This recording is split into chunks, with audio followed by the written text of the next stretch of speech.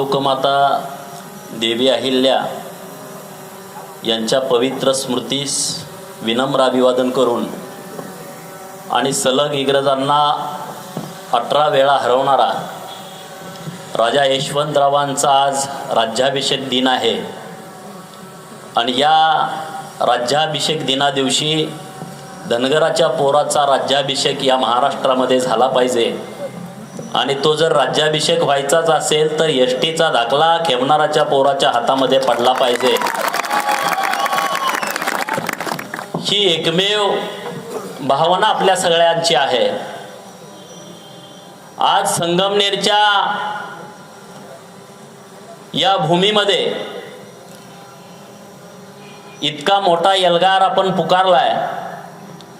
व्यासपीठावरती उत्तमरावजी, शिवदासजी बिडकर, काशीनाथ खेमनार कार्यक्रमाचे नियोजन केलेले तुम्ही सर्व नियोजन कमिटीचे मेंबर, सभापती शंकर पाटील खेमनार, ज्ञानेश्वर ढोणे, आपल्या संगमनेरचा सर्व वकील संघ आणि तुम्ही सर्वजण तोलामोलाची माणसं या मैदानामध्ये उपस्थित आहात। संगमनेरच्या बाबतीमध्ये अनेक वेळा ऐकतो की आपली लोक खूप स्ट्रॉंग आहेत,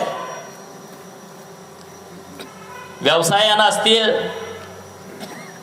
आर्थिकदृष्ट्या असतील, अधिकारी लेवलला सुद्धा आबासाहेब जराड नावांसारखा एक चांगला अधिकारी आपल्या तालुक्यातून प्रशासनामध्ये काम करतायत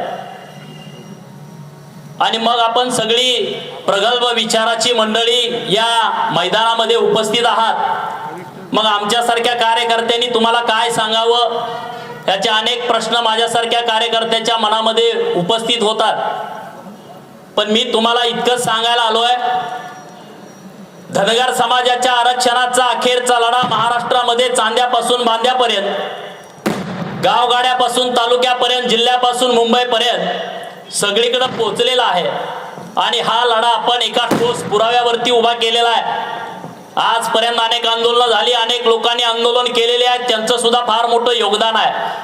पण जे आंदोलन हे उभा राहिलेलं आहे, सरकार निरुत्तर आहे। धनगरांना फसवायचं कसं हे सरकारांना गेल्या 6 महिन्यामध्ये कळायला झालंय। सांगायचं काय, प्रत्येक प्रश्नाला उत्तर आमच्याकडे आहे। आणि तुम्ही जे आहात इथं आदिवासी पट्ट्यातली लोक आहेत, आदिवासींचं नेतृत्व करणारे मधुकर पिचड तुमच्या बाजूच्या मतदारसंघामध्ये आहेत। कुणीतरी सांगितल्यानंतर ते धनगर समाजाच्या आरक्षणाला विरोध करतात। मला मीडियाच्या मार्फत त्यांना निरोप द्यायचा आहे की तुमचे जे प्रश्न आहेत ते आपण समोरासमोर बसून चर्चा करू।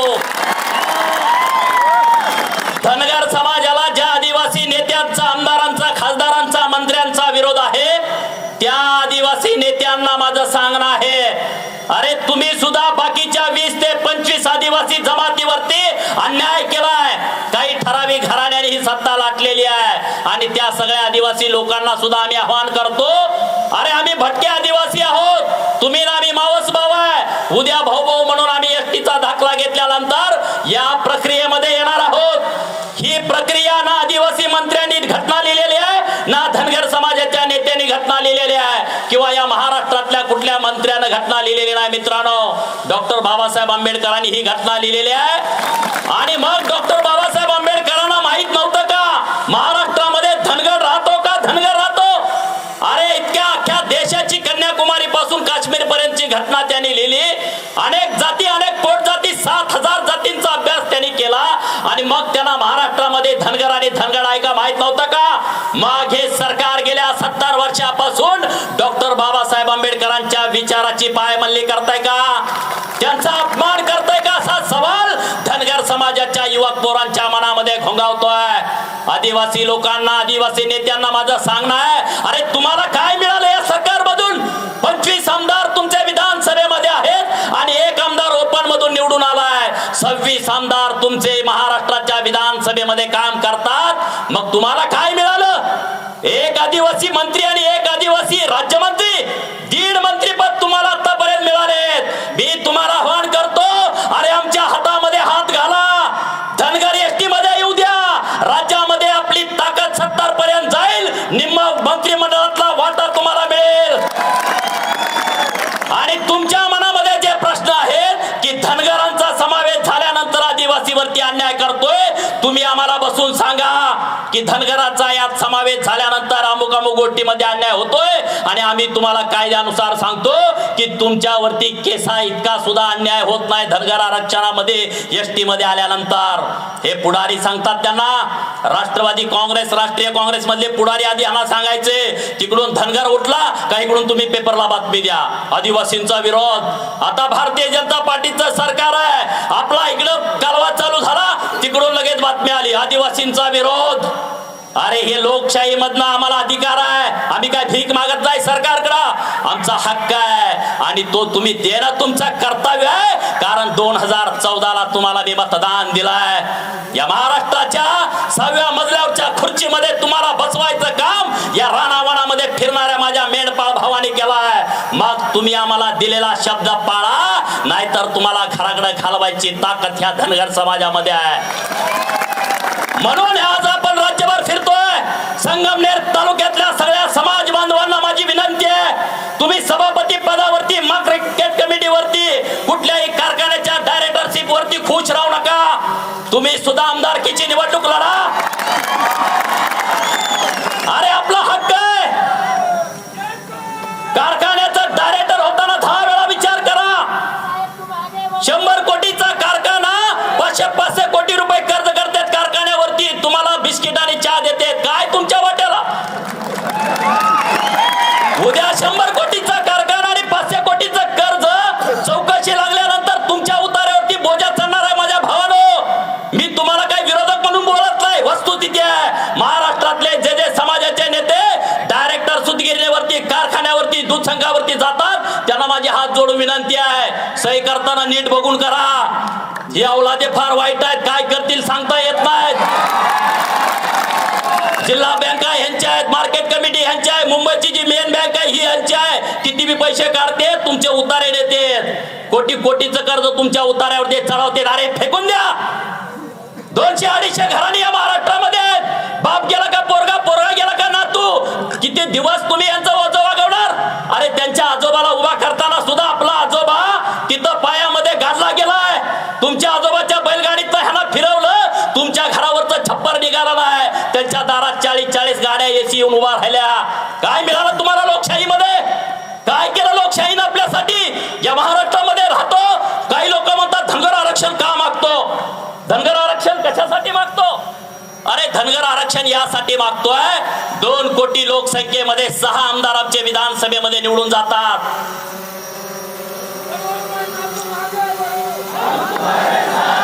6 आमचे आमदार निवडून जातात. अरे जिसकी जितनी संख्या भारी उसकी उतनी भागीदारी, हे तत्व आम्हाला मान्य आहे. आम्ही ते मागतोय. आमच्या लोकसंख्येप्रमाणे महाराष्ट्राच्या विधानसभेमध्ये आमचे आमदार पाहिजेत. आमच्या लोकसंख्येप्रमाणे दिल्लीच्या संसदेमध्ये आमचे खासदार पाहिजेत. ह्या चुकीचं काय सांगा? महाराष्ट्राची विधान परिषद 72 आमदारांची, काय मिळालं तुम्हाला? किती आमदार झाले आजपर्यंत? जर महाराष्ट्राच्या निर्मितीनंतर मोजलं तर 28 आमदार धनगर समाजाचे गेले. किती?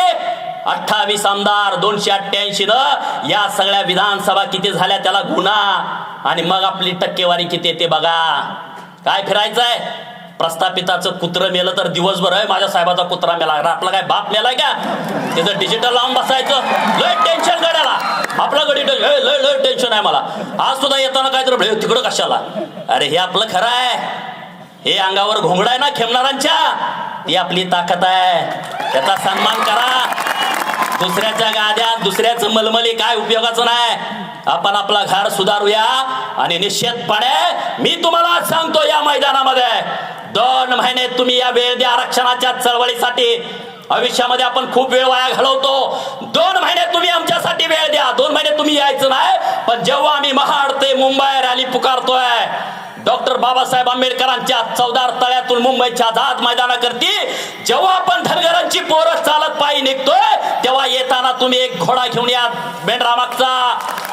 येताना ज्याच्याकडे मेंढ्या त्याला मेंढ्या घेऊन या. कुत्री कोंबडी जे आपण करतो रानामध्ये, कोकणात गेल्यानंतर, रानामध्ये मेंढका गेल्यानंतर ज्या परिस्थितीमध्ये राहतो ते आंदोलन आपल्याला करायचं आहे. आणि जेव्हा महाड ते मुंबई आपण पोहोचेल तेव्हा सरकाराच्या पायाखालची वाळू सगळी निघालेली असेल.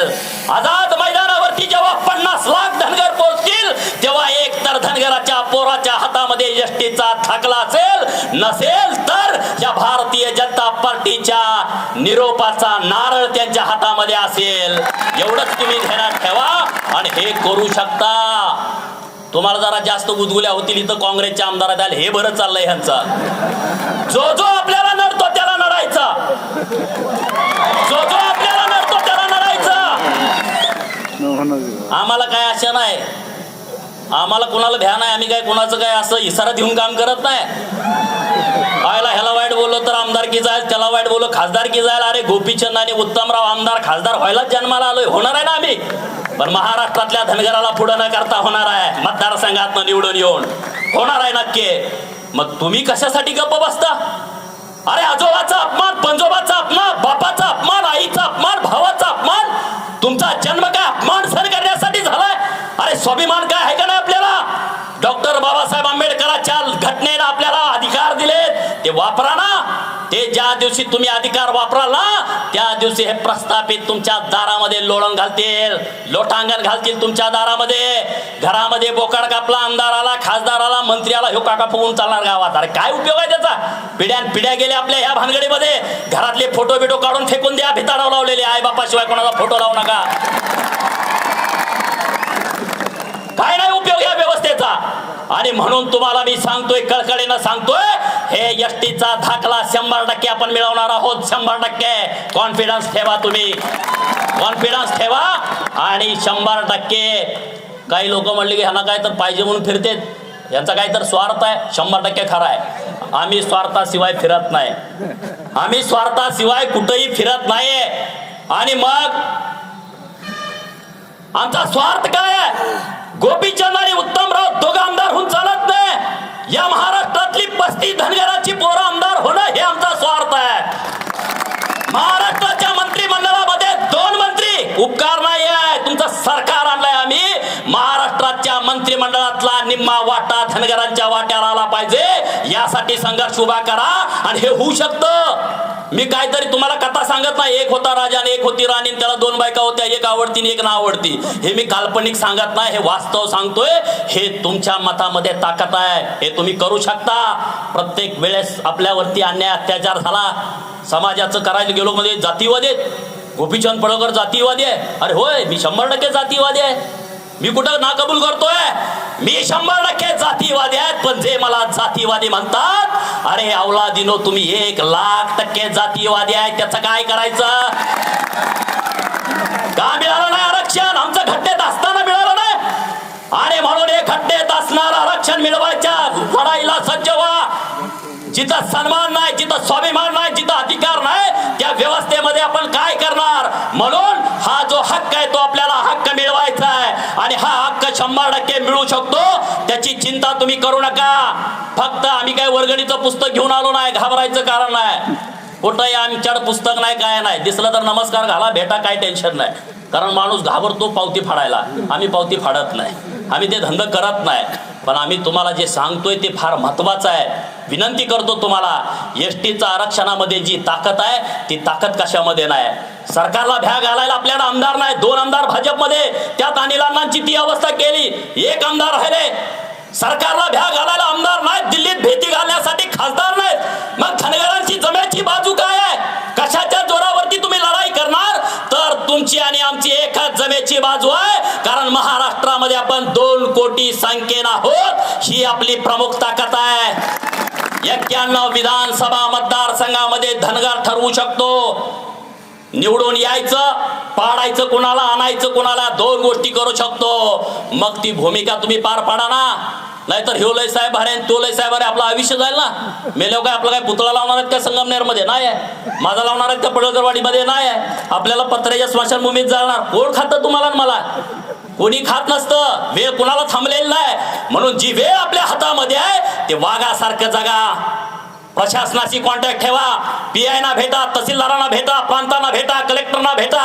डायरेक्ट रिलेशन करा ना. गावात काय भांडणं झाली, पुढाऱ्याच्या दारात जाऊन दिवसभर बसायचं. पोलिसांना सांगा, अरे जाऊन भेटा ना, शिकलोय आपण. जाऊ तिथं बोला, कायदा आहे, कायद्याप्रमाणे काय होईल. पैसे कोणाला देऊ नका, दलाली कोणाची करू नका. नाही बाप आपला मेला, बापाचं नाव मेला म्हणून पोराचं नाव लावायचं आहे, तलाट्याला 20,000. अरे जमीन आमची, बाप आमचा मेला, नाव आमचं लावायचं आहे. मधलं म्हणते 20,000 द्या. ती जाऊन सांगते ह्याला पैसे आहेत. त्या तलाट्याला काय माहिती ह्या घरी पैसे आहेत. ती सांगते ना ह्याच्याकडे माल चांगला आहे, घ्यायचं काढून. ते त्यातलं निम्म घेऊन येते, निम्म त्याला देत आहे. बदनाम कोण होतं. म्हणून या सगळ्या गोष्टीचा अभ्यास करा. आरक्षण प्रक्रिया फार सोपी आहे. टाटा इन्स्टिट्यूट ऑफ सोशल सायन्सची गरज नाही. टाटा इन्स्टिट्यूट ऑफ सोशल सायन्सच्या सर्वेची गरज नाही. Tata institute of social science negative आहे का पॉझिटिव्ह आहे बघायची गरज नाही. चर्चा करू नका. एखाद्या नवीन जमातीचा समावेश करायचा असेल तर एखादी संविधानिक संस्थेची नेमणूक करायची आणि त्याचा अभ्यास करायचा. त्या जमातीच्या चाली रीती रूढी परंपरा देवदेवता काय ते बघायचं आणि मग तो अहवाल दिल्लीला पाठवायचा. अरे धनगराचा कसला अभ्यास तुम्ही करताय. आम्ही ऑलरेडी आहोत, त्यामध्ये आमचा समावेश करायचा नाही. आमची अंमलबजावणी करायची आहे. जो तो भाषण करतोय धनगर समावेश करा म्हणताय. अरे कोण वेडाय का तुम्ही. अरे आम्ही अंमलबजावणी करा म्हणतोय आणि तुम्ही म्हणताय समावेश करा. आमची अंमलबजावणी झाली पाहिजे. आणि मध्य प्रदेश सरकारनं जे अध्यादेश काढलेला आहे गोंडगोवारीच्या बाबतीमध्ये, महाराष्ट्रातल्या गोंडगोवारींना सर्टिफिकेट देण्यासाठी जेव्हा 1991 ला त्यांनी आंदोलन पुकारलं, 114 गोवारींचा मृत्यू झाला चेंगराचेंगरीमध्ये. 114 लोक मेली तरी या महाराष्ट्रातल्या पुरोगामी नावाच्या सरकारनं आदिवासी भावांना सर्टिफिकेट दिलं नाही. त्यांना मागच्या ऑगस्ट महिन्यामध्ये न्यायालयाने दाखला देण्याचे आदेश दिले. तेच काम मध्य प्रदेश सरकारनं 4 ओळीचं पत्र काढलं आणि त्यामध्ये लिहिलं की या राज्यामध्ये जो गोंड गोवारे आहेत ते अलग अलग आहेत, ते वेगळे वेगळे आहेत. हे मध्य प्रदेश सरकारच्या लक्षात आलेलं आहे आणि कलेक्टरांना पत्र दिलं, ह्यांना दाखले द्या. ही आरक्षणाची प्रक्रिया ही धनगराच्या पोरांनी समजून घ्या. कोण म्हणतंय केंद्राकडे शिफारस पाठवतो, दिल्लीला पाठवतो, कलकत्त्याला पाठवतो. खोटं, 100% खोटं. धनगराची शिफारस पाठवणे म्हणजे 50 वर्ष धनगरांना आरक्षण न देण्याची तजवीज करणे. हे सरकार करायच्या भानगडीत चाललाय. पण आता सरकारला कळलं गोपीचंद आणि उत्तमराव गावोगावी फिरतोय म्हणजे मेंढक सुद्धा आरक्षणाची भाषा बोलायला लागलाय. मेंढक्याच्या मोबाईल वरती तिथं व्हॉट्सअप त्याला चालू केलंय. त्याच्या मोबाईल मध्ये सुद्धा आज मेंढका माझा रानात बसून संगमनेरची सभा ऑनलाईन बघतोय. हे सरकारला अजून माहित नाही आहे. माझा मेंढका बाबळीच्या झाडावरती ढाळा पाडायला चालला आणि दुसऱ्या वगळीत लांडगा आला तर तो बाबळीच्या शेंड्यातनं दुसऱ्या मेंढक्याला फोन करतोय त्या वगळीत लांडगा आलाय. हा बदल आमच्यात झालाय हे अजून सरकारला माहित नाहीये.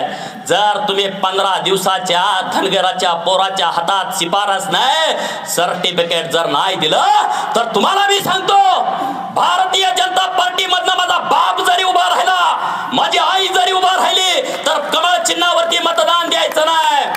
सर्टिफिकेट जर नाही दिला तर मग कबूल आहे का तुम्हाला. शपथ घ्या हात वर करून बिरोबाची. जर या भाजपनं एसटीचा धाकला जर आपल्या हातामध्ये दिला नाही तर भारतीय जनता पार्टी मधनं माझा भाऊ, माझी आई, माझी बहीण, माझा बाप जरी उभा राहिला तर कमळ चिन्हावरती मतदान करणार नाही. ही शपथ फक्त घ्या तुम्ही राज्यभर.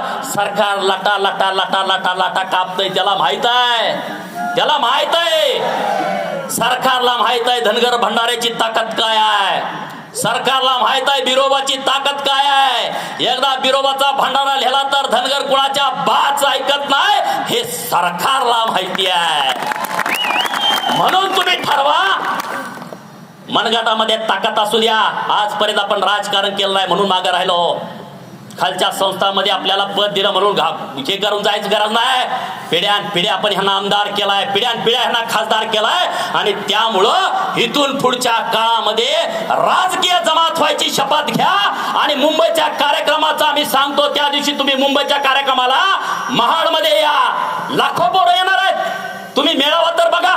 असं आंदोलन कधी धनगरांच्या बाबतीत झालं नसेल. आणि ज्या दिवशी मुंबईचं आंदोलन होईल ना तुमचं, त्या दिवशी गावगाड्यातल्या धनगर समाजाच्या माणसाची राजकीय उंची ही हिमालया एवढी झाली असेल एवढंच ध्यानात ठेवा. राजकीय उपद्रव्य मूल्य वाढवा, घरामध्ये उंदीर झाल्यानंतर आई मांजर आणते, नाहीतर मांजराला दूध पाजत नाही. उंदराची भूमिका धनगरानं घ्यावी महाराष्ट्रामध्ये. ह्या सत्ताधाऱ्यांची पोती कुरतडायचं काम करा. या सत्ताधाऱ्यांना भिवू नका, प्रस्थापितांना भिवू नका. ते लय घाबरतात, प्रशासकीय गुंडगिरीचा वापर करतात. तलाठी अंगावर सोड, ग्रामसेवक अंगावर सोड, पोलीस अंगावर सोड, काहीतरी कोतवाल काहीतरी करायला लाव, तहसीलदाराकडनं मधनच रस्ता काढायला लाव. हे धंदा करता प्रस्थापितांनी उपधिकाराच्या कानाखाली दिले का? नाही, ते निवांत बसतं. पण ते तुमचं घर बरोबर कुठनं काढे लावायचं ते बघतं. प्रशासकीय गुंडगिरी. म्हणून ही जी प्रशासकीय गुंडगिरी आहे ती सगळी मोडीत काढायची आणि आपण प्रशासनामध्ये जायचं. आपल्या पोरांना tehsildar, deputy collector, PI, DYSP, SP होण्यासाठीची शपथ घ्या.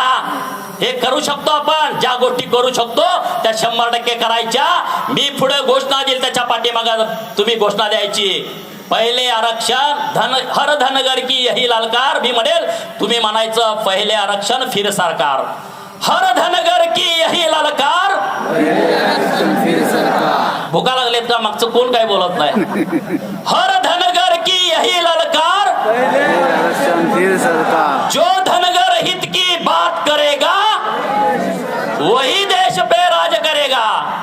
जो धनगर हित की बात करेगा वही देश पर राज करेगा. आणि जो धनगर हित की बात नाही करेगा त्याला घरात बसवायचं ठरवा. काही काळजी करू नका, टेन्शन घेऊ नका, अजिबात टेन्शन घेऊ नका. आपण अजिबात टेन्शनच मेलो. प्रामाणिकपणा, अति प्रामाणिकपणा. लबाड बोलायला शिका ना. राजकारणामध्ये बोला. अरे ते आपल्या बरोबर बोलतात ना. 10 जणाला कानात सांगतात, तुला सभापती करतो त्याला बोलू नको, त्याला सांगतोय त्याला बोलू नको, त्याला सांगतोय त्याला बोलू नको. मतदाना दिवशीच करतोय कुणाला सभापती करणार आहे कळत नाही. एका रूम मध्ये जर 10 बसले तर कुणाच्या कानाला कळत. शपथ एकच, कुणाला सांगायचं नाही. तू जर सांगितलं तर तू होत नाही, गप्प बसते. तुला काय बोलत नाही. काय अधिकार आहेत खालच्या संस्थांमध्ये? मोठ्या संस्था घ्यायच्या नादाला लागा. आणि महाराष्ट्राच्या विधानसभेमध्ये 2019ला तुम्ही बघा किती क्रांती होणार आहे. हे जो अखेरचा लढाई ना, या 70 वर्षात जेवढी क्रांती झाली नाही तेवढी क्रांती ह्या 4-6 महिन्यामध्ये होणार आहे. तुम्ही फक्त पॉझिटिव्ह राहा, निगेटिव्ह बोलू नका. हे असं कुठं होतं का, तसं कुठं होतं का, असं कोण तुम्हाला भेटला का नाही त्याच्या मातीला सुद्धा जाऊ नका. जो पॉझिटिव्ह बोलतो त्याच्याच नादाला लागायचं. एखादा धंदा टाकतो, कशाला टाकतोय, तिथं काय मिळतं? ह्यो 4 पोकलँड घेणार, पण त्याला जर कोण विचारा गेलं पोकलँड किंवा हे लय बेकार, पुढच्या 6 महिन्यात नवीन आणतोय, पण त्याला सांग हे लय बेकार, ते हप्ता लय येतं, ते फायनान्सला लय दर आहे, त्याला दंड लय. मग तू कशाला घेतोय? तो सांगत नाही तुम्हाला नीट, कुठलंच सांगत नाही. जो निगेटिव्ह तुम्हाला बोलतो मित्र सुद्धा करू नका, पाहुणा सुद्धा त्याला जवळ ठेवू नका. निगेटिव्ह बोलणाऱ्याला, निगेटिव्ह बोलणारी 4 माणसं भेटली की नाही तुमचं वाटलं होतं. एवढं या निमित्तानं बोलतो. परत एकदा तुम्हा सगळ्यांना हार्दिक शुभेच्छा देतो. या संयोजन कमिटीचं मी मनापासून मनपूर्वक आभार व्यक्त करतो. स्वर्गीय तुकाराम खेमनार यांचा नामोल्लेख माझ्याकडून राहिला. त्यांचे चिरंजीव इथं आहेत, राजेंद्र पाटील. एवढं या निमित्तानं बोलतो आणि थांबतो. जय मल्हार, जय महाराष्ट्र.